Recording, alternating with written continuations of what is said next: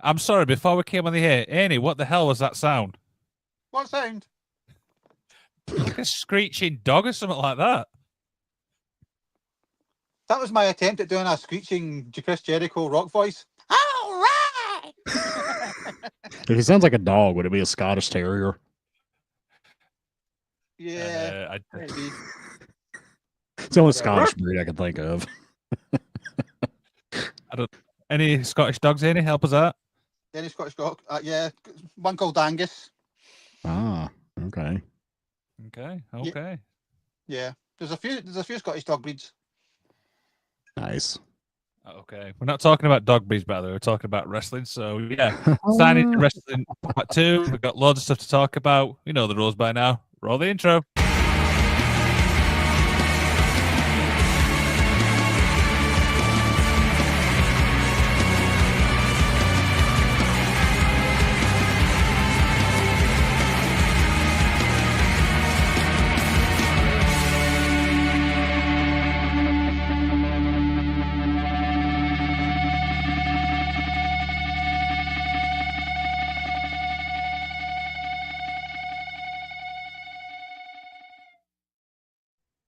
Good evening, good morning, good afternoon, wherever you are in the world. Welcome to another Saturday edition of the Magical Wrestling Podcast. I'm, of course, Liam Wakeland.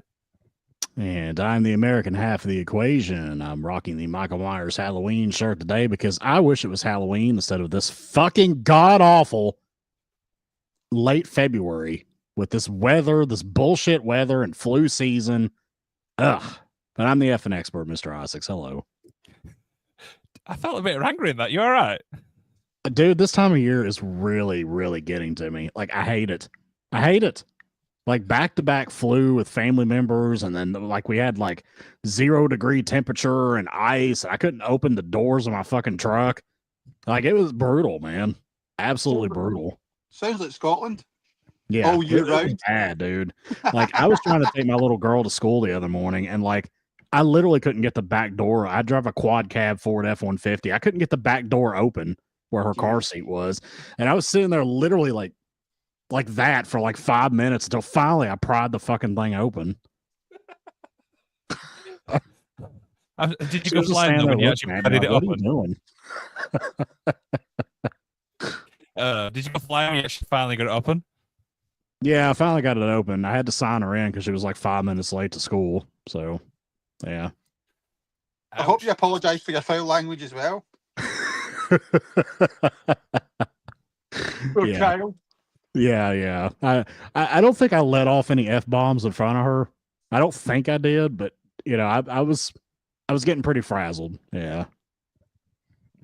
We all do it. We all have them days and stuff like that. So I'm going to ask how your week's been, but based on what you've just said there, I think that sums it up. Yeah, I mean, I did have the kids this week, and you know, it wasn't bad. It's just they were out of school like the majority of the week. So like I was trying to work from home and they were both here being needy, and like it was difficult, but we got through it. Yeah, we always get through it and stuff like that. We're feeling much better. I know obviously you've got over this illness. Yeah, I feel a whole lot better this week. I didn't end up getting to do any training or anything this week, but I hope next week that I can, you know, hit the ground running and get started trying to armbar people again. But yeah, I mean, it's been a rough couple weeks, man. Like I'm done with this time of year. I'm ready for springtime. Yeah. I mean, yesterday for me, like I was saying to him before we came on the air, yesterday was probably the busiest day I had. I mean, obviously I had half-day work, then I had to take my car for an MOT, then I had a wrestling show at the night, and to top it all off, I had a recording with Haney for the LFG series for WWE. So by the time I'd done all that, I just crashed, man. I was absolutely gone. Nice. How was the show? Like, how was it? Did you enjoy it? Yeah, so the thing is, it's called Super Pro Wrestling, which is, when I mean it's so close to me, I could probably walk to the actual venue. Do you know what I mean? So it was local promotion, and they've only done, I think it's like 2 or 3 shows. So I wasn't expecting like, no, I'm not being like critical or anything, but like production value high up, if you know what I mean. It's a new company. However, there is obviously a few familiar faces, Leonie Rose, Drew Ashley, who obviously has been on the show. So yeah, I mean, overall, it was really great just to finally, get out and see a show because it's been so busy, this year. Yeah, absolutely, man. I saw that you were going to that. I was happy for you. I was like, yeah, my man's gonna go have a good time. I was waiting for you to jump over the guardrail and beat somebody up because let's face it, you're bigger than most of these indie guys these days. Well, for starters, there was no guardrails, and two, it was a family show. That makes it all the easier, right? Yeah, yes, it does. If people want to go and check out, obviously, the entrances and stuff like that, check our Instagram out. There's all of them on there and stuff. So, yeah, absolutely great night. What about you? How's your week been? It has been a week and a half, which would imply that it's 10 days instead of 7. But it's still just 7 days. It just felt like a week and a half. Yeah, I hear you. Ditto. Sorry, that made absolutely no sense whatsoever. No, I get the sentiment though. I get what you're getting at. It was that long week, is what you're saying. Yeah. As I say, it was the same Scotland. It felt like it was longer a week in Berlin, which is you can imagine as a jail over here. All right, yeah. Right. You know, anything exciting? Annie? No, just work. Got my PlayStation all up and running, PlayStation 2. So, but was it? I set that up. I got one of these free MacBook. Memory cards, so I can just load my PlayStation 2 games on an SD card and away it goes. So, super duper. Playing some old sort of PS2 era games, which is always awesome. You playing Here Comes the Pain? Here comes the pain. Or Shut Your Mouth. That was like the other one, right? Yeah. It was Just Bring It, and then it was Just Bring It, and it was Shut Your Mouth, and it was Here Come the Pain, wasn't it? So yeah, that was like the 3 Smackdowns, I think, of the PS2 era. Yeah. Hey, so, no need to be rude. We're only asking you a question. No, it's just say shut your mouth. Know your rules and shut your mouth. Shut your mouth or feel the pain, Mr. Wakeland. Hey, I'm bigger than everybody. I'm just saying. That's true. He is the gentle ginger giant, that's for sure. How is it the phrase goes, make like a tree and do one? What? I don't know. I didn't quite understand that, but neither did I. This is why I'm confused, but you know what? Let's obviously roll with it. Now, AEW Grand Slam was obviously, I think, was last week and stuff like that. Now, the biggest talking point is the actual ring. I mean, them ring ropes look really, really dangerous. Let's be honest. It looks stupid. I'm sorry. I don't buy QT Marshall saying that this was the plan to have that ring the whole time when Fightful said something otherwise. Yeah. I think it was Fightful. I can't remember. I believe they said something about the ring didn't show up in time or something like that. I don't know what's true and what's not, but I find it hard to believe. Sorry, I do find it hard to believe that they intentionally wanted to use that small of a ring for that large of a show because it looked absolutely ridiculous. And that's the thing about it, because I was posting about it online, and obviously people getting like, what was it, like arsey about it. But I'm like, stop treating your fans like they're flipping morons. You know, just own your shit.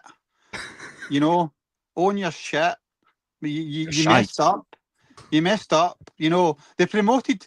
Let's be honest. They promoted it was going to be a pay-per-view, and then they lied and says no, it was never intended to be a pay-per-view. It was going to be a special event, and then it turned out just to be what was like an enhanced sort of collision. You know, what was it called? They moved it from a venue that had something like what was it, 40, 50,000. You know, didn't sell well, and then it says, well, we did amazing. We got 10,000 people, and you know. Obviously, somebody didn't do the geography properly over at AEW and realised that Australia's a big, massive country, and it takes you like 12 hours to fly from one end to another. You know, was it? But yeah, the ring thing's just ridiculous, and it looked so unsafe. That post being all bent over, you know. Clearly, the notes were. It's that. It was like QT Marshall saying that it was always the intention that they were going to use a 16x16 ring. I don't buy it. So why were the ring ropes not 16x16 spec, and why was the apron not 16x16 spec? Quite clearly they made it, you know. Yeah. So what was it? Yeah. Absolutely. Yeah, I don't buy that argument at all. This was the plan the whole time. I just don't buy that. I've been into a show with 16 by 16. That is not a 16 by 16. Let's be honest. Yeah. And what was it? To make matters worse, obviously, what was it? They had to borrow. Adam Cole's little step ladder. He used to use it to kiss Brett, reach up to kiss Brett, but he's not using it at the moment. So they says, "Yeah, you can have it. Just take it with you." So they used that. Yeah, they didn't even have ring steps. Fucking step ladder. It looks stupid. Now, sticking with obviously AEW and stuff like that. Now, the biggest thing, and I've obviously discussions with a couple of my friends and stuff, is AEW is not holding production meetings. I mean, Mr. Isaac, what the hell is this about? Dude, I don't know. I mean, they're just WCW never did either, and that's kind of what AEW started into. They're just kind of like flying by the seat of their pants, and it's just disorganization, man. It's just like they're ran by a guy who's a wrestling fan but isn't a wrestling businessman. Like, he just doesn't know how to do this on a grand scale. And yeah, I mean, I think the proof is in the pudding here. I mean, I don't know if you saw the ratings for this show. I did not. They were piggybacking off of the NBA All-Star like slam dunk competition, 3-point competition, all that kind of stuff, which got a lot of viewership. And if you look at the viewership of this Collision show, it started out the first match with 1.3 million because of the holdover of the NBA, and it dipped to where it was like 300,000 viewers by the end of the show. Yeah, they got a 500. What was it? Because of the way it balanced out, I think they got something like average of 500,000, which is nowhere near what they actually got consistently against the show. Well, I mean, it's just because that, like, the audience hadn't turned off yet by the end of the first match. So, like, they had 1.3 million for the opening match with, Fletcher and Takeshita. Was it Takeshita against Omega and Ospreay? Yeah. And that's my argument with around sort of what's his name, Swerve as well. Oh, he's over. It's like, no, if you go look at the ratings, the quarterly ratings, he wasn't over. The numbers weren't great, It was the main guys that were pulling. But it was just sad to see. I mean, literally a million viewer dip. 1.3 down to literally like 300,000 for like the main event. It was sad to see, man. Yeah, like you can't look at these numbers and think that they're knocking it out of the park, because they're just not. No, I mean, we've seen dips, obviously, in numbers and stuff, but never to that extreme. Let's be honest. No, I mean, they're getting to TNA territory. Like, it's getting to the point to where, yeah, you can make the argument 3 or 4 years ago that they were major league alongside WWE. I don't even consider that anymore. Like, I think they're getting really close to being on par with like a TNA type organization. Well, the problem, and I said it at the time 5 years ago, right, with the audience, you were targeting guys on the internet that watch wrestling matches, right? Yeah. So initially they went to the events, and started, like, obviously the numbers were high, and then you had the people that were sort of anti WWE, so they went to the shows as well, what was it called? But then WWE got good, so half of them jumped over, and that left the sort of internet ones. What was it? And then they're sort of like fighting just now because, like, obviously what happened with Punk and things like that. Essentially what they've got is what was it? A Ring of Honor. What was it? A Ring of Honor would be a TV sort of deal at the moment. What was it? And nobody just wants to just watch wrestling for. I put it to anybody that goes on about how great these matches are with Will Ospreay or what was it, Kenny Omega, to tell me what was it, 5 finishes to a match, right? You can't tell me 5 finishes to a match because they're all the bloody same, Right. Wrestling everything you remember about wrestling, or the majority of everything you remember about wrestling, are moments, or a specific word or a specific thing that happened that wasn't technically what was significant to what was going a wrestling match. It obviously it impacted the wrestling match, but it could be like a run in or like the ring collapsing, or but these are all entertainment spots, you know. Yeah. But the problem with a lot of like the what was it, the PWG style of wrestling, which is what Ring of Honor is to me, is what was it, everything's done, so you're bored. You could watch 2 matches and see everything and then go home because every move under the sun's done. You know, Right. nothing's got any sort of purpose or reasoning. You know, and this doesn't just apply to EW. This applies to WWE as well. If you're in a fight, right? Yeah, and but was it you're fighting somebody in the ring?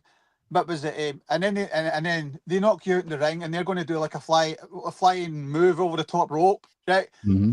I'm in a fight, right? I'm not going to stand up like a dick and catch them. I'm just going to move out the way and let them fall flat in their fucking face, you know? But was it called?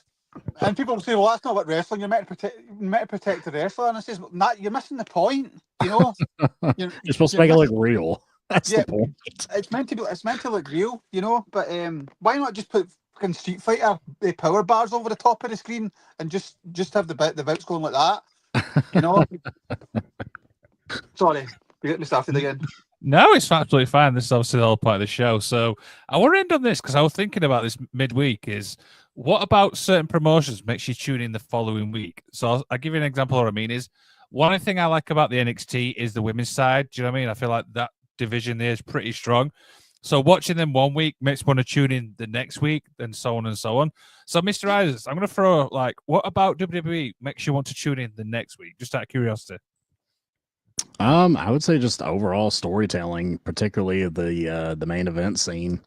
You know, they may not have very strong stories in like the middle tier or the lower tier of the card, but they usually have pretty compelling storytelling at the top of the card. Mm-hmm. Did anybody catch SmackDown last night? I have not. I've not seen it yet. I've seen it obviously who shows up. Yeah. Yeah, that Rock promo was absolutely fucking god awful. He is god awful. Oh my god, it was insane. He came out, he rambled, he repeated himself over and over. I saw somebody online was like, was he high or drunk? He just kept repeating himself, and like the promo just went nowhere. It went way too long, and like I don't even understand the point. Like he just said that, like he told Cody he wanted his soul, and like that was it. And like they're gonna get together at Elimination Chamber, and he wants an answer. It's like, an answer to what? Giving him his goddamn soul? Like, it's just it was bizarre. It was weird. It was god awful. Oh, it was a mind fuck. I don't understand it. I don't get it. Yeah. And I'm going to put the same question to you, which I said to Mr. Isaacs. What about, obviously, WWE makes you want to tune in the next week and so on and so on? It's always the story. It's always to see the next part of the story. You know, it's that intrigue.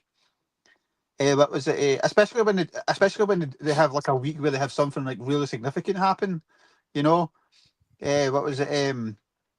The weeks you don't tune in is the weeks you miss something. That it's almost like a formula they've got. You could tune in for 3 or 4 weeks and nothing happens, and then bam, you know, something big happens, and then you went, oh shit, I should have watched. You know, so you end up watching it again for the next 6 months just in case something happens. You know, and that. It's just a psychological thing that you do that. You're intrigued. It's like watching a TV show.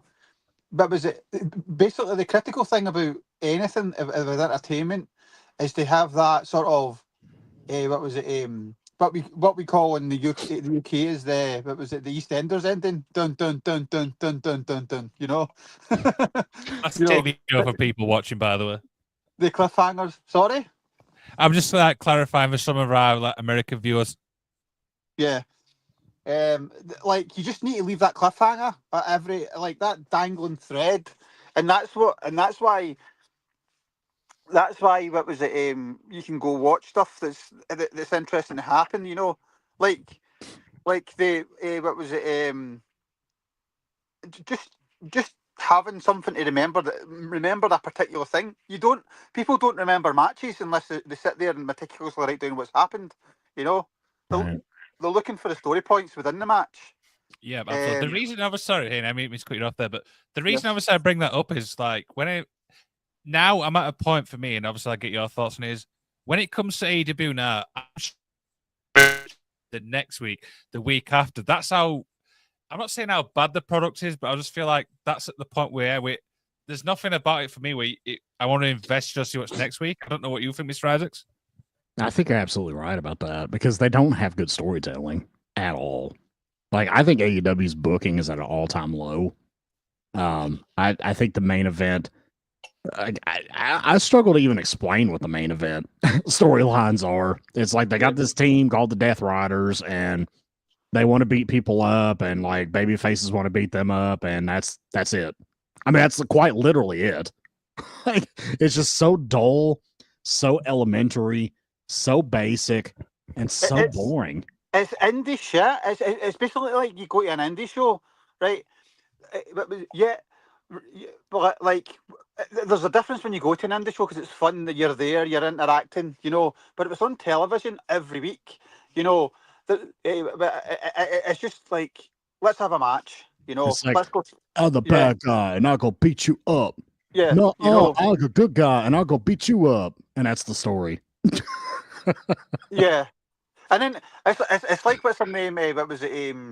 Like, and it's quite funny. Like, it's quite odd trying to sort of rationalize with like somebody that's really fanatical about EW, because they're going about like Tony Storm, for example, and it's just like, but that's sports entertainment. That's WWE. The thing that you hate the most is the thing you're shouting about. That is true, yeah. You know, and the two guys that do the model posing, they absolutely shout on them on the WWE. How ridiculous is that? And then they're there, and they're like two of the biggest guys. Like, oh, they're great, you know. Let me tell you all a funny story. Okay, so last week I did the AFW recap show for this Collision show, and like I got them all so pissed off at me because I went on a tangent about how Harley Cameron sucked in the ring and how she looked like shit. Now, I'm sorry. To me, she wrestled like a WWE diva. She looked like Rosa Mendez or Nikki Bella from like 2009. Yeah. And like I pointed that out, and they're like, but she's so talented and she's good on the mic. And I'm like, okay, so you're making a sports entertainment argument here when this is supposed to be like the Puro wrestling show, right? Yeah. Like you guys are supposed to be the Puro dweebs. And like you're like going on about how, but she's entertaining though, right? Sure. She could I mean, she's phenomenal at singing and she sounds good on the microphone. Well, she's all but she looked like she was swimming underwater trying to wrestle. It just was not a good match with Monet. No, and I've got to be honest though, I do actually like the ventriloquist type thing. I'm sorry, I do actually find it entertaining, but hey, she's entertaining, man. Yeah, she's entertaining. I'm not. I mean, I don't knock her for that. I think she's very entertaining. I think she has a lot of value. I just don't think she's a very good wrestler. But it's not even original. You know, it's been done to death, that whole puppet thing. You know, what was it called? What was it? I mean, the WWE's even had them Muppets on for crying out loud. You know. What was it called? It's just ridiculous. And then you had Wednesday. You had sort of like the Thunder Rosa thing. I mean, they totally just like buried that woman completely in that match. You know, just absolutely insane. And then you've got Toni Storm coming out. She's doing the whole like, what was it? Thanos thing. I've what was it? I've banished. Right. So straight away you're telling me that. Mariah May is gone, right? Yeah, she's gone. She's been distinguished. You know, it's like, so you've killed her. You know, you know. And I get this meant to be theatrical, but it's sports. As you say, it's sports entertainment. It's totally what WWE would do, bro. You know? AEW is sports entertainment. It's not Puro. Like, I'm sorry, it's just not. It's not. We're not talking 2005 Ring of Honor or like New Japan here. Like, this is not Puro. It's sports entertainment. Because that's the only thing that has any legitimate shot at drawing money here in the U.S. Yeah. Like, I like the Japanese. I like the sort of Japanese market, but all these people as well. Like, say, like obviously Meltzer likes try to sell it as like there's a reason why the Japanese style doesn't translate.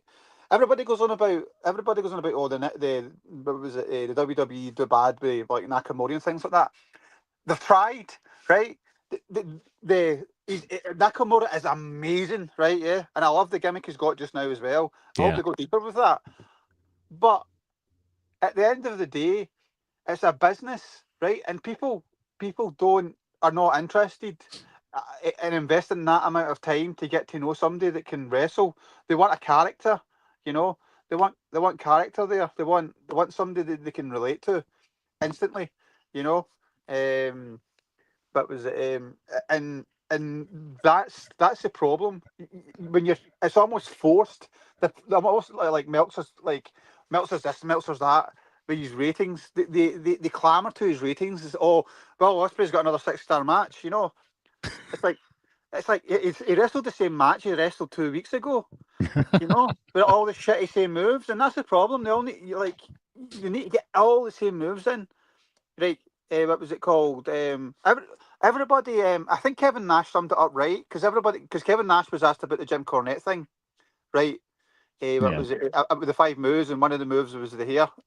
Right, right. but Kevin Nash says it wasn't even like a dig, right?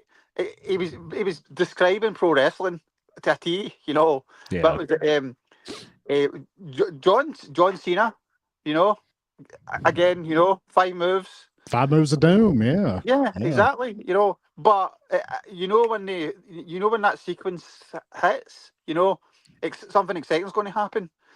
What was it called? It's just the sort of way that it sort of is. Whereas, because they do all these over the top moves and all these like ridiculous moves that should finish the match, and then they're up 2 seconds later. Like you drop somebody on their, literally drop somebody on their head, and then 2 seconds later they're up. Like it's ridiculous. It's that disbelief it's that disbelief that's gone, you know. And what was it? But everybody thinks it's just hate. It's not. But was it? We watch because we want it to be good, but it just isn't good at the moment because there's nothing. What was it keeping me interested in, like seeing these matches? Like we're doing another tournament, aren't we? If we're crying out loud, you know. So yeah, I don't even know that. Are they doing another tournament? I didn't even pay attention to that. I read it. No, I'm being facetious here. I'll be facetious. I'm sure they'll do another one in a couple months. I'm sure. Yeah. But they've almost as well. Like, and people say this is controversial. Like listening to MGF now. MGF is going down the Cody route. It's quite clear that MGF is using the same. What was it, acting teacher? What was it, coach? As Cody, because MGF's lost all his natural ability. He's got all these inflections, right, and all these like acted out phrases now in his promo. It feels stale, you know. It's as if, right? I don't know if you've picked up on it, but he just shouts now, and he's got all these inflections in his promos and things like that. And it's like, no, the best thing about you is like MGF, you were raw, you know, you were something, something different, you know. But it just feels forced now. They have dropped the ball so bad on him. Yeah. Where's Wardlow? Is Wardlow injured? You know. Who the hell knows? Yeah. We never know. Darby's climbing a mountain, you know. What was it called? What was it? Who else is missing? What was it? Hey, can we move on? Because I wanted to end this 5 minutes ago. I didn't expect it being this long. Sorry, yeah. You just tell me to shut up. We need to start putting up like a stop sign, or like on the Chappelle Show where they had. If you ever watched the Chappelle Show, I don't know if you've seen that or not, Liam, but in Chappelle Show they had a skit where they had like a big sign that said "Wrap it up." I need to put that up. And to be fair, it's Liam's fault because he brought up a topic that I'm quite passionate about. Sorry, I didn't mean to. Right then, should we get into the main event? Yes. Just 1 second, though. I just want to say how awesome it was to see Obafemi and Moose. What was it in NXT? that's like harking back to the old days of wrestling with two big, massive guys in the ring. Can't wait. Yeah, to but see the thing is, right? Yeah, the AW fan base were like bringing up like his fucking charges from 2009, saying, "Oh, a wellness policy or whatever." I'm like, what the fuck are you doing? But I've never forgot they've got MVP and what was it, Bobby Lashley, who also had the wellness policy, but we won't go there. No, exactly. Do you know what? I'm just going to roll the main event because I'm getting a bit riled up now.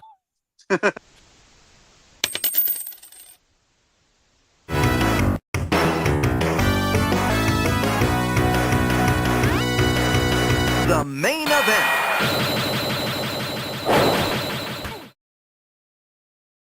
Well, I think we've got next week's show lined up. Ding ding. Just good hours, stuff like that. But yeah, so before we obviously do our signings in wrestling part 2, we've got a little mid-session. So this is obviously shows up and down the UK. I'll play the video and I'll like to explain. Oh, it isn't time for going slow. Oh, the greatest flow to know is what's within. Is what's within. Is what's within. Oh, the fouler wind hath blown now, and onwards round all that we know. Great monsters hide inside halos, with jackals disguised down below.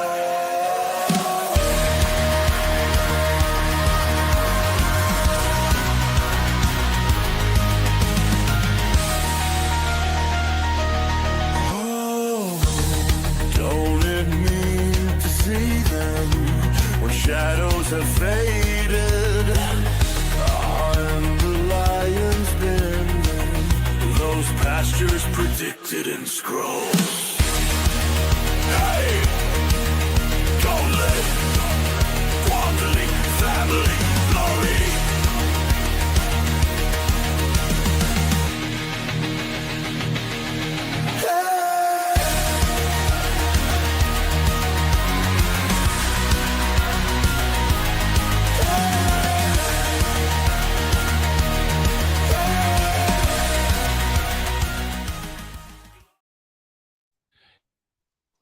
Yeah, that is actually keeping up to date with all the shows. That's awesome. Suplex and Chill. That sounds like a lot of fun. Yeah. That's the same one who did the what was the last one called? I can't remember.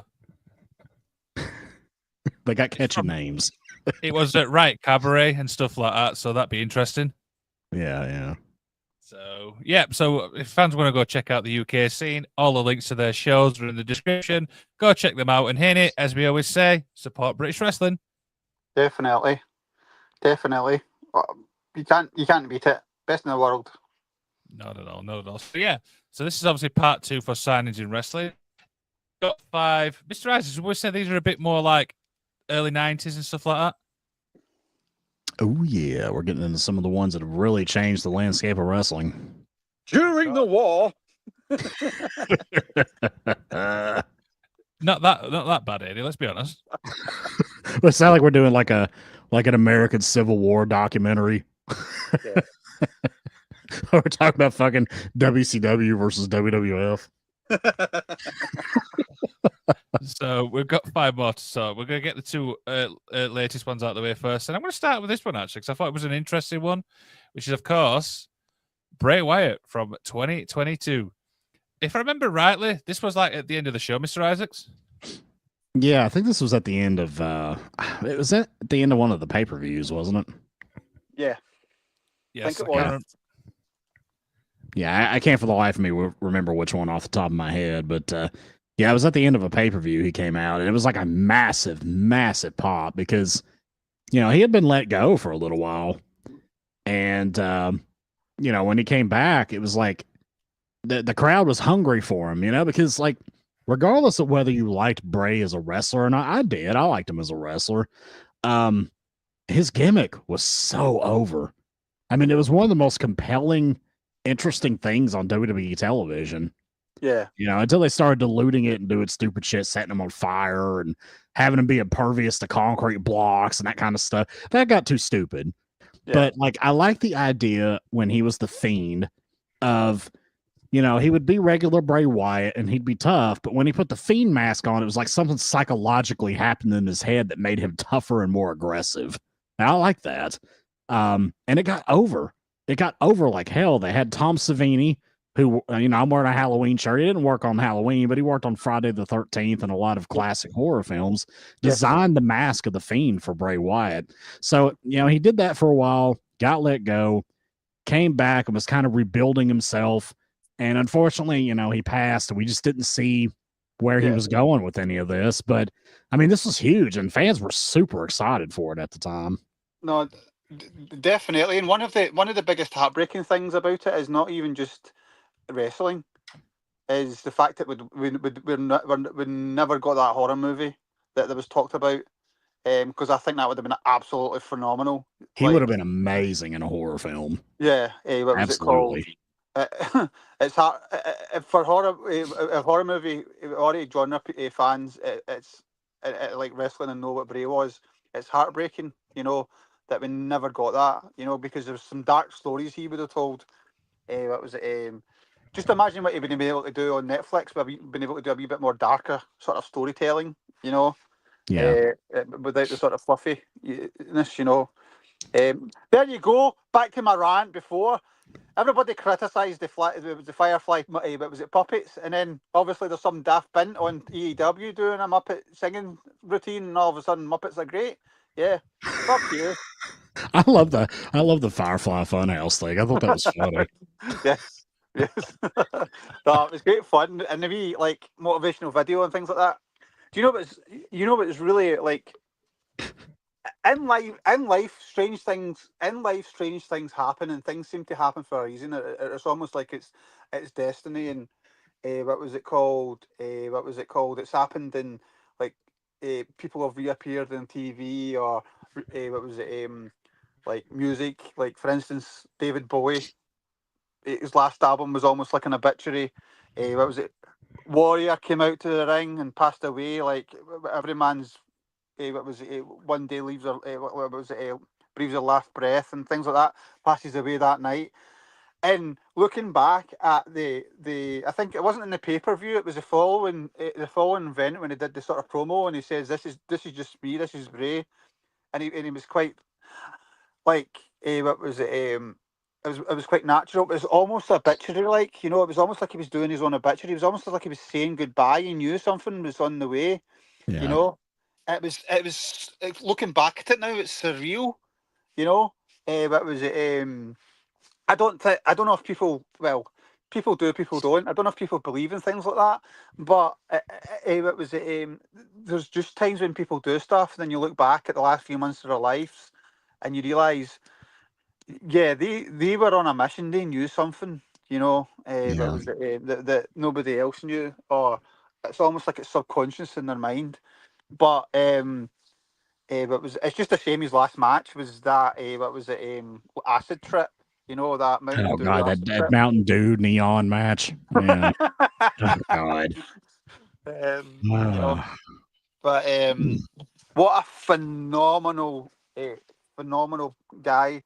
In terms of storytelling, what was it? I just think Triple H said it. He was just every time you tried to do something with him, he tried to go 10 steps further. He was just one of these guys that just was always thinking and was always trying to up it and up it and up it, and it was almost his detriment in his mental health, which is a big part of why he was released, I believe, because obviously he lost a couple of good friends. Yeah.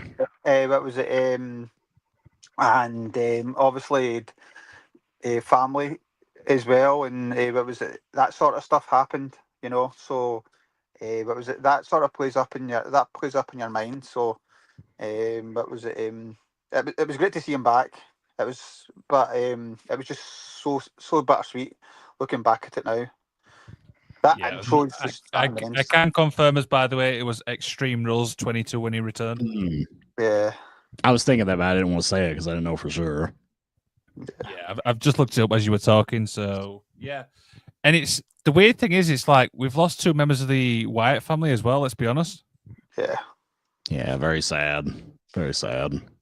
Yeah. Two probably the nicest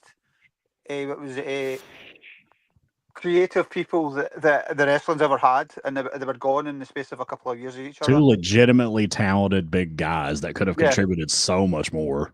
Yeah. Unbelievable guys, and just just heartbreaking that they're no longer with us. No, not at all. Anything to add on that, boys, before we move on? No, I think that's it.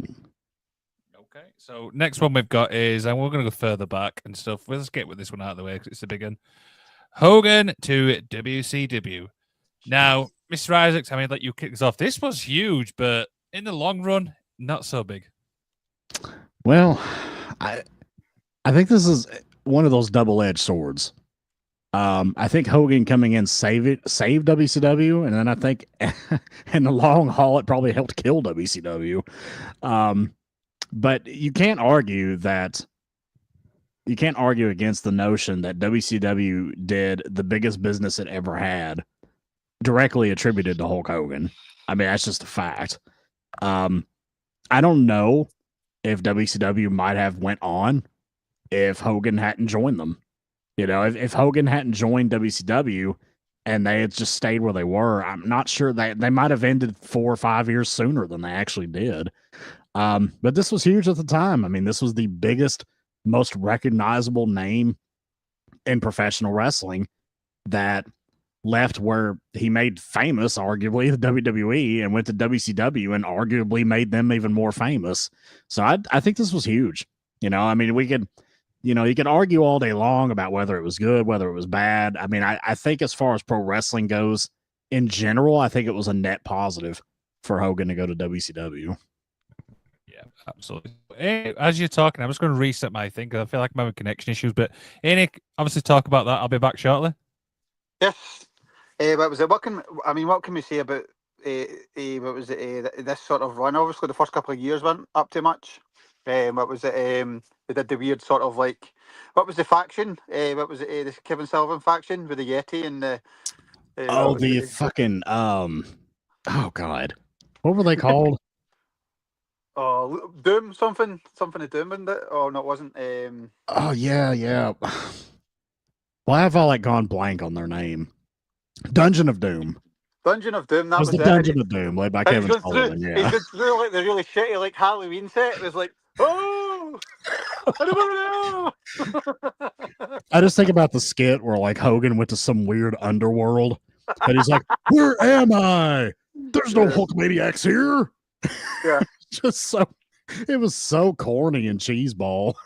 Yes, you know what, and it's quite ironic as well, because when Hogan went to WCW, everybody thinks he had this big long run with WWF, but he was 41. Yeah. And then people are like, "Oh, he's too old." He obviously did the skits for the Macho Man and the Hulkster with the Hulk Hogan. Remember they did the Ted Turner skits in WWE. Yeah. But what was it? You know, fast forward to nowadays, Cody's that age. You know, what was it? Nearly Kenny Omega, Damian Priest. You know, all these guys. Bro, it's average now. Like that's the average age of a top level wrestler. You know, and I can remember way back, what was it, in the early 2000s, and Chris Jericho sitting, ripping like Hogan a new arsehole for being the guy that stayed around too long. You know, now he's in his 50s. You know, flabby belly, going sickly. You know, what did I miss? Yeah, you missed nothing. You missed nothing.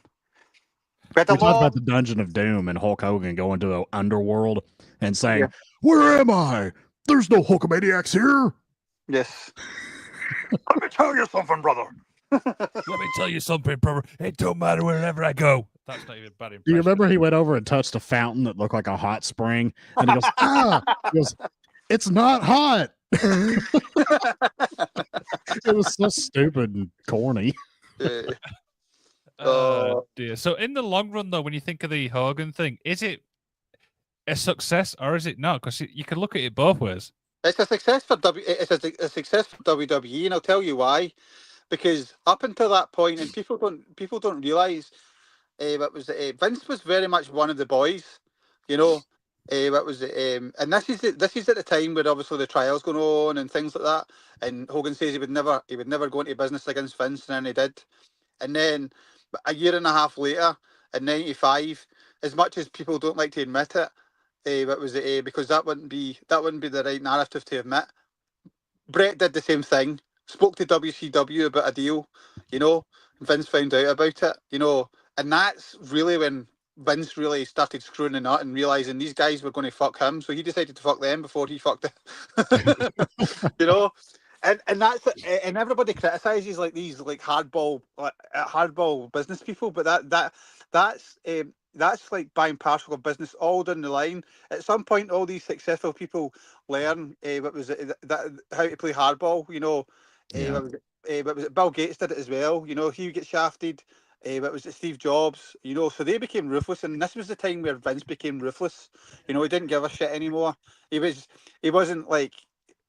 This is when he really sort of transitioned from that whole sort of like the wrestling business is sacred, and then it leads to that famous promo where he's basically saying, "Yeah, this is sports entertainment. What you see is not real." You know, he basically just shat on the whole thing. You know, what was it, what was it? And ultimately, you can pinpoint it to Hogan. You know, so but on the flip side of Hogan, he's the only man that's changed the wrestling business twice. So, been there to change the wrestling business twice. First with the WWF, and then with the NWO. You know, so I mean, you could go down the route and saying they fucked TNA over. Well, you could, but I think that was more Dixie, to be honest. You know, she was insistent on him when they didn't need him. You know, so TNA in 2008, 2009, just before they came in, was absolutely awesome. It was one of the best. You know. And the thing is, if I remember rightly, you've got Vince Russo, you've got Eric Bischoff, and you've got Hulk Hogan. 3 people who can't fucking stand each other. Yeah, exactly. And then they brought in Jimmy Cornette as well at one point, you know, which is mental to think about. And supposedly Jeff Jarrett had a conversation with Cornette. It was like, now, Jim, listen up. You can't come up here and beat the shit out of him now. You got to play nice, all right? Yeah. I think it's him the same. I mean, Jim doesn't look like a guy that could beat the shit out of anybody, but he's just he's got a hatred for somebody. He's just weird. He's got that lunatic mentality. Like, he's not physically imposing at all, but he's just like, he's got that like lunatic deranged, like he could just snap and unalive everybody in the room at some point, you know. Yeah. That was the weird thing about Jim. Going back to Bray, he never really took to Bray on the podcast, which is really weird because what people don't realize about Jim, he's a big comic, a big horror fan. You know, I'm sure if they had ever, I'm sure they did meet. I'm sure if they had ever really sort of got into a conversation, you know, about not the wrestling side of thing, I think they would have probably got on like a house on fire. You know, just with like, like. Jim's just like an amount of knowledge, not just in wrestling, but all the other fandoms he's into as well. It's insane. He's a fantastic photographer as well. People think taking pictures are easy. They're not, you know. Yeah. But where I met him, where I got this autograph, was at a horror movie convention. So yeah. I need to get something. I'm gonna try to hang this up, like right there. You should. You should. That's pretty cool. Absolutely. Anything to our boys before I move on? As a fan. Just one thing. Bumblebee tuna.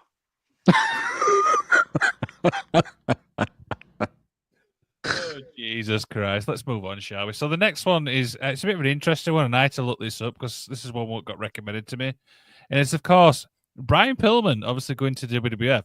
Now, the story goes that he was essentially fucking WCW as much as he can to get to WWF, but, I mean, it's Brian Pillman. What do we expect, Mr. Isaacs? Well, the story was, from what I remember, is that he told Eric Bischoff that he wanted to do, like, a worked shoot where he, like, quits WCW, but he doesn't really quit WCW. and he talked WCW into letting him out of his contract, and they did. And he went to ECW with the idea that he would come back to WCW, but he never did. He went to WWE afterwards. Yeah. He's smart when you think about it, though. It's he completely played him. Like, he completely played Bischoff for a fool. I mean, it's pretty funny if you think about it. Yeah, and what was it? Everybody goes on about all the great sort of what was it? The great WWF promos. That promo that he cut in it was the ECW is probably one of the great. That is the beginning of the Attitude Era right there in '96. What was it? Cyber. I got it mixed up with the WWE one. Cyber. Was it Tuesday or no? Cyber. Can't remember the name of the pay-per-view, but that's Taboo the one. Tuesday. That's the one where he's standing in the ring and he's like almost like Joey Styles. He's freaking out because he's threatening to get his dick out live on here.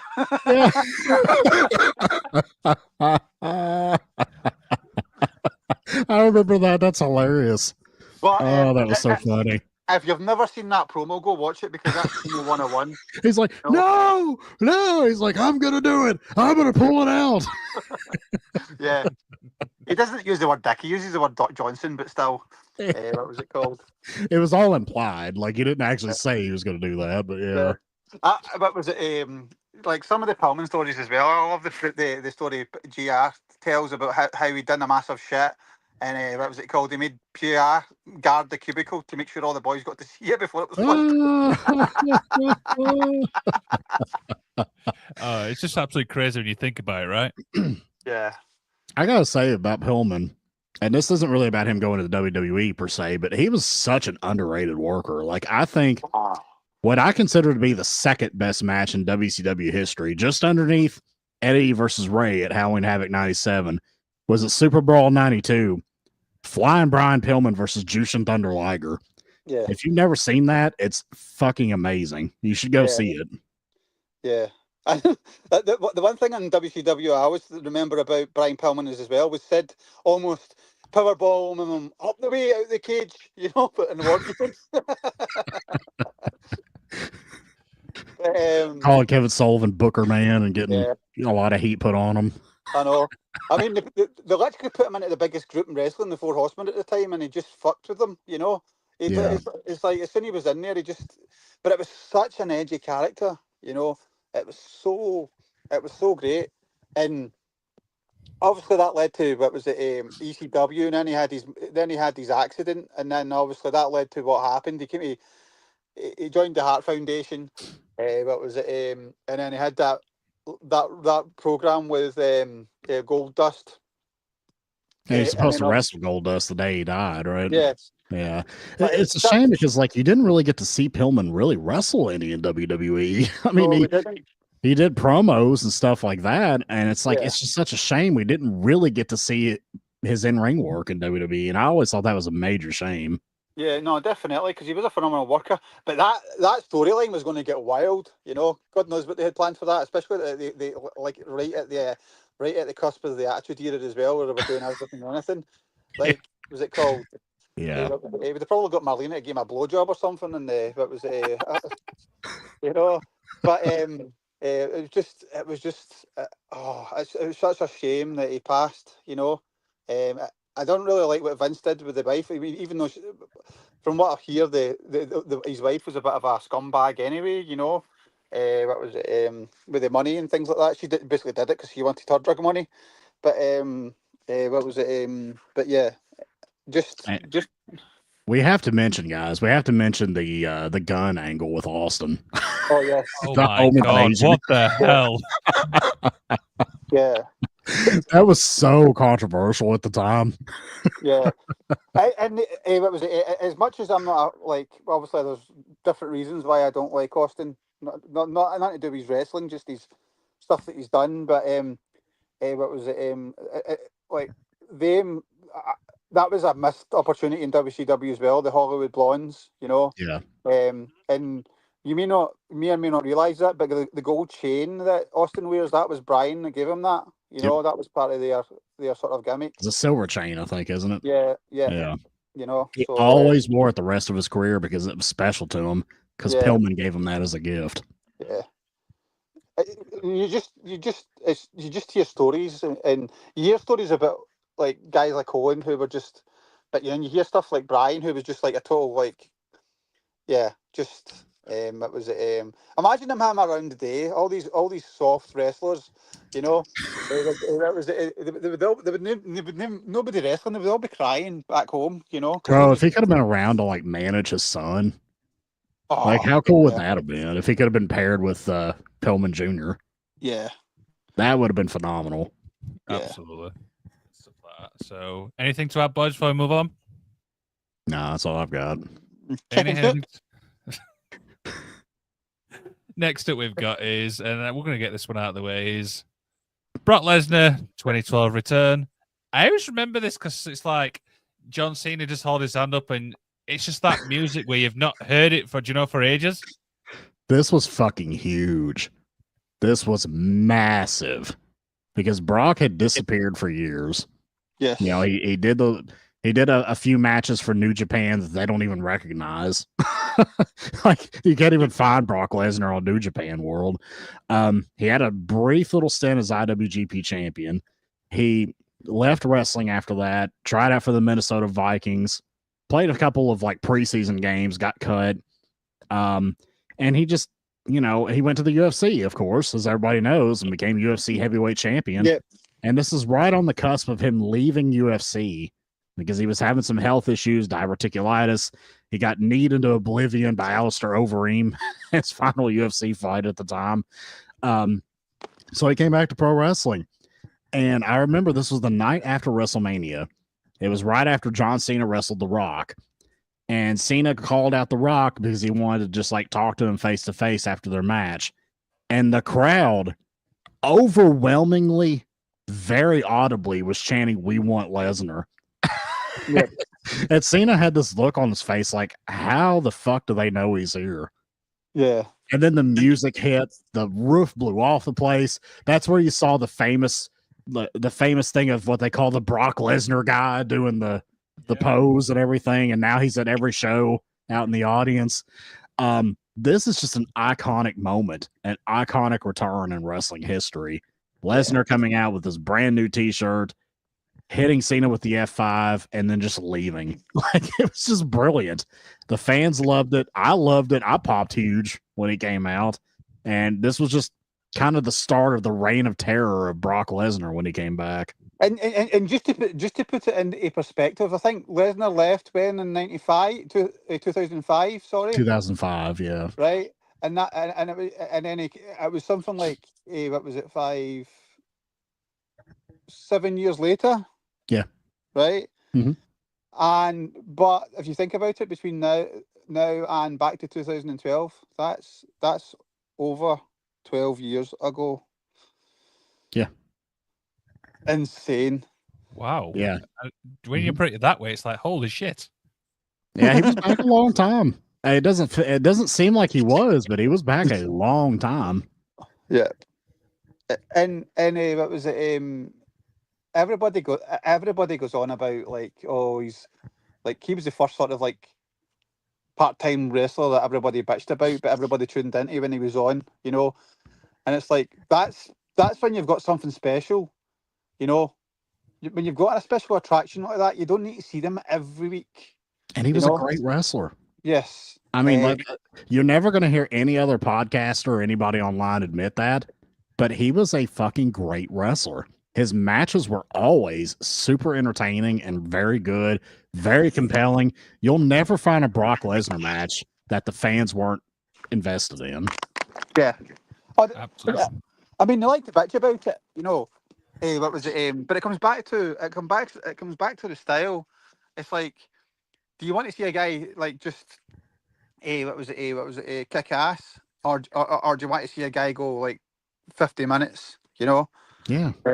There's famous stories that Heyman tells, obviously, when he went on to like after sort of like when Brock Lesnar beat Undertaker, his next opponent was sort of Cena as well, and what was it? They were going through the match and what was it?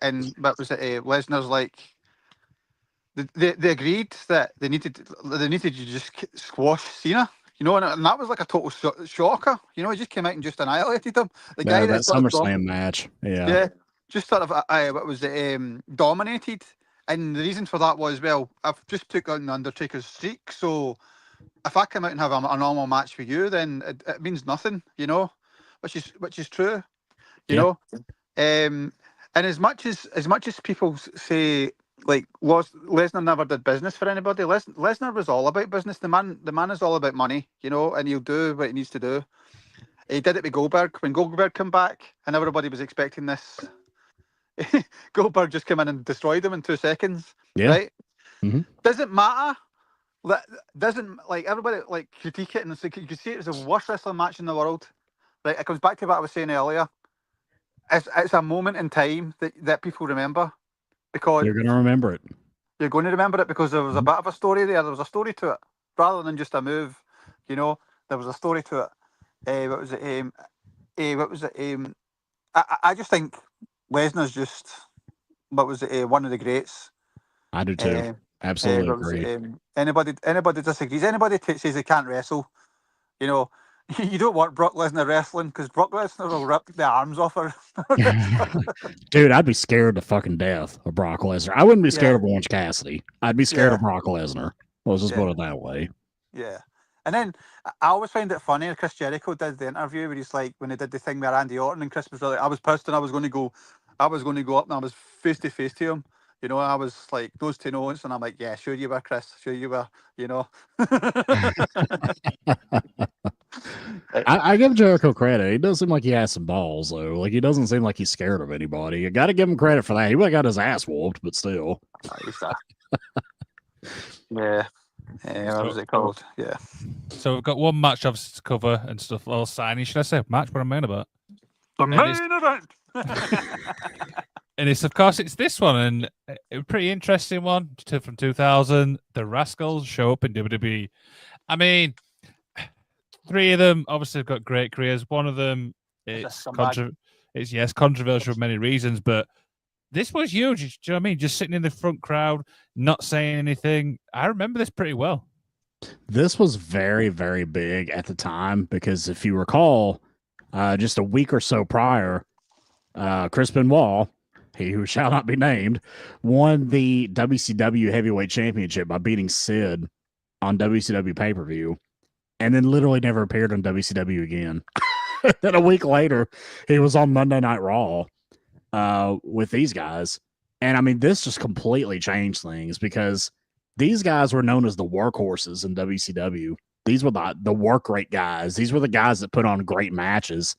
And to see these guys come into WWE and start putting on those great matches there, I mean, Benoit and Guerrero, to a lesser extent, Malenko and Saturn, because they didn't do a whole lot in WWE, but particularly Guerrero and Benoit put on some of the most amazing matches you're going to find of the Ruthless Aggression era, period. So, I mean, in my opinion, this completely changed things because WCW losing those guys was a massive deal because those guys could have been the future of WCW if they built them properly. But when those guys found out that Kevin Sullivan was taking back over the book, you know, I mean, Benoit obviously had his issues with Kevin Sullivan. You know, we could probably stay out of the weeds of that because, you know, it's some very controversial stuff there. But, you know, those guys all left because of Kevin Sullivan coming back. And I think it's a very big missed opportunity from WCW and a very huge gain by WWE that led to some of the best matches of the 2000s. Absolutely. Hit it. Yep. And what was it? I mean, it's just so significant. I remember the whole stuff with Mick Foley around that story as well. And what was it? Yeah, it's just it's such a sort of what was it? A marquee moment in wrestling. You know, it's not shown now because of one of the guys, as we know. What was it? And it's not like overly highlighted. And I think it probably would be if the situation hadn't happened. You know. Yeah. But what was it? You know, you had the sort of radicals come in, and they basically came in. I think Eddie got hurt very quickly, What was it? He hurt his arm and he was sort of sidelined for a little while. But what was it called? But that time, the others had sort of established themselves. What was it? Malenko was just your typical sort of clinical sort of wrestler. What was it called? Quite sad to see now. I know he's got Parkinson's. I've seen him at pictures of him, like videos of him at a wrestling convention. He's using a frame, you know. So, what was it? Quite sad to see that. But phenomenal talent. Really helped establish Chris Jericho in ECW, WCW, and you know, what was it? I'm sure he was a bit of a mentor to him in WWF. You know, the early days. But Perry, he floated around doing stuff. We had the sort of moppy sort of gimmick with him for a while because he went a bit crazy. Me off so much. He's wearing a dress, coming out with a mop. Then he got injured, you know. And if you see his story, like he was ready to come back, and basically. He was set up on somebody out in an incident. It was some sort of, I can't remember what it was. It was some sort of like he went to somebody was getting attacked or something like that. I went to help him out and he ended up getting hurt. Well, here's what the story was, because I don't know if and shout out to Maven. Got it right? It was along that lines. Yeah, if you've checked out Maven, his YouTube channel, which I highly recommend if you haven't, it's very good. He actually had Perry Saturn on there. Because he wanted to meet with him, because he said that was one wrestler that never liked him. So he wanted to meet him and just kind of make amends with him. And this was just like a couple weeks ago. So there's an interview with Perry Saturn and Maven, and he goes into it. He said he was dating a stripper, and he took her to work, to her club, and around back, he saw that there were a couple of guys like beating up one of her coworkers. And, you know, he intervened. And saved the squirrel, and one of the guys like shot him. Yeah. And like he's just been physically disabled ever since then. I didn't realize he was shot. I thought it was like he just got hurt. I'm pretty sure he said one of the guys shot him. Yeah. Wow. You know, I mean, I can sort of remember it because it was quite heartbreaking, because it was like sort of like independent sort of like documentary years ago, because he disappeared and he was homeless for a long time and he was found on the street, you know. He's a bad motherfucker, man. He's a former Army Ranger. Yeah. He was like, and if for anybody that, you know, we need Joe Graham here to talk about that, but like the Army Rangers were like a very badass. They were like kind of on par with Marines, but they were in the Army. Yeah. Like they were the guys, like I think he was one of the guys that like literally jumped out of airplanes and parachuted into combat. So I mean, he was a legit bad motherfucker back in the day. Yeah. Definitely. Yeah, definitely a great little thing to end on and stuff like that, to be honest. Yep. Yeah. I always loved Perry Saturn. I thought he was criminally underrated. Yeah. I thought his moves looked good. He looked like a badass. I love the Rings of Saturn. Like he was very agile. Like I loved Perry Saturn. I was always a big fan of his. Yeah. I'm trying to remember. I try to remember who it was. I think it was somebody was talking. It was Raven was talking about it, and what was it? Like the brutality of the matches that they had, you know, way back, like stuff we didn't see in ECW and things like that. And he says he would hit you, but it was like he says it looks brutal, but it was like smooth like butter, you know. It was like you were landing on a pillow. He was just so good, you know. What he was doing, you know.